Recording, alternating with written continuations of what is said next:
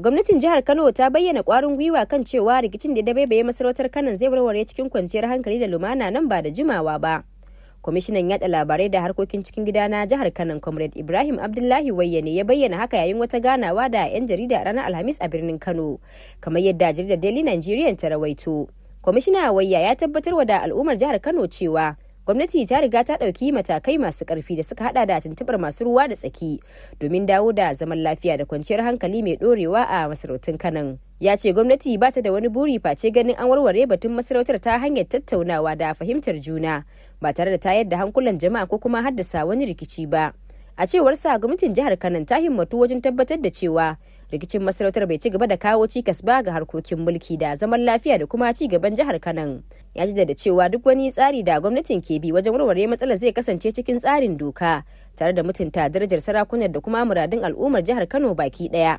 Kwamishinan ya kuma bayyana cewa masarautar ta Kano na da muhimmiyar rawar take takawa wajen tabbatar da haɗin kan al'umma da zaman lafiya da kuma wanzuwar kyakkyawar alaka a tsakanin gwamnati da jama'a. Domin haka ba za a bari rikici ya zama barazana ga wannan ginshiki ba. Dangane da batun siyasa kuwa, Comrade Wayya ya yi tsokaci kan sauya shekar da gwamnan Kano Abba Kabir Yusuf ya yi zuwa jam'iyyar APC mai mulki, inda ya bayyana hakan a matsayin wani muhimmin ci gaba da zai amfani al'ummar jihar Kano baki daya. Ya ce wannan sauyi zai kara kusantar da jihar Kano da gwamnatin tarayya, lamarin da zai buɗe kofofi ga ƙarin tallafi da manyan ayyuka irin na more rayuwa da shirye-shirye na ci gaba a fannoni daban-daban da suka hada da na ilimi da lafiya da tituna da kuma samar da ayyukan yi. Masu sharhi kan harkokin siyasa dai na ganin cewa idan aka sami nasarar warware rikicin masarautar cikin lumana, hakan zai taimaka wajen rage tashin hankali da dawo da kwanciyar hankalin jama'a da kuma karfafa gwiwar masu zuba jari a jihar. Haka kuma kusantar Kano da gwamnatin tarayya na iya ƙara ƙarfin siyasar jihar a matakin ƙasa.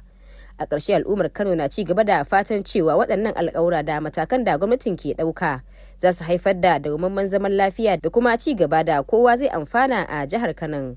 Sahura Usman, FVM Hausa International.